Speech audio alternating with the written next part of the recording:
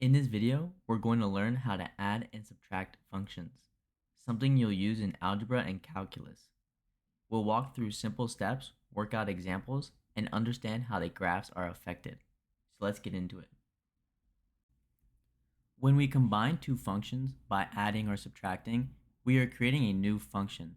It's as simple as taking two equations and combining their outputs for the same input. So let's define it clearly. If f of x and g of x are functions, then f plus g of x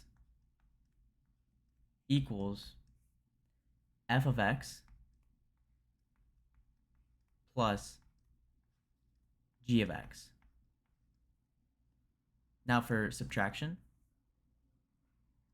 f minus g of x equals f of x minus g of x. This means to find the value of f plus g of x, you just plug x into both functions and add their values. Same for subtraction, but subtract instead. So let's do some examples. So for our first example, let's say we are given the functions f of x equals 2x plus 1, and then g of x equals x squared. And we want to add, so we want f plus g of x equals f of x plus g of x. So our first step is we're going to plug in the expressions. So f of x is 2x plus 1. So 2x plus 1 plus then g of x, which is x squared. Now, when we add these expressions, we're going to get x squared plus 2x plus 1. And so that would be our function after adding f of x and g of x. So now we can evaluate it. So let's evaluate it at x equals 2. So if x equals 2, we will have 2 squared plus 2 times 2 plus 1. This will be 9. Now we can check because f of x, if we plug 2 into f of x, we will have 2 times 2 plus 1, which equals 5. And if we plug 2 into x squared, so 2 squared, this equals 4. And 5 plus 4 is 9. So we know we are right. Let's try an example where one function is a radical and the other is a rational expression. So let's say we have the function f of x equals the square root of x and g of x equals 1 over x. And we want to find f plus g of x, which equals f of x plus g of x. So our first step is we're going to plug in f of x and g of x. So we're going to have the square root of x plus 1 over x. This is already simplified and we can't combine terms directly, but it's still a valid new function. So let's evaluate it at x equals 4. So f plus g of 4 equals the square root of 4 plus 1 over 4. This simplifies to 2.25. And we can check because f of 4 equals the square root of 4, which equals 2. And then g of 4 equals 1 over 4, which equals 0.25. And when we add them, we will get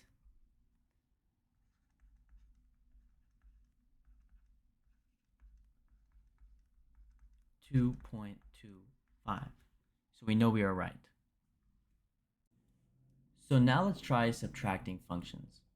Let's say we're given the functions f of x equals 3x minus 4 and g of x, which equals x squared plus 1. And we want to find f minus g of x, which equals f of x minus g of x. So we'll start by plugging in our functions.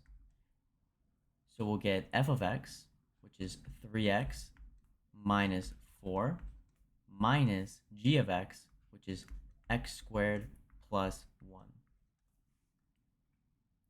Now we need to be careful with subtraction and ensure we distribute the minus. So we'll do that now. So we'll get 3x minus 4 minus x squared minus 1. Now we can simplify and we'll get negative x squared plus 3x minus 5. So now we can evaluate it.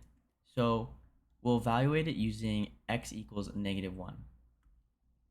F minus g of negative 1 equals negative 1 squared plus 3 times negative 1 minus 5.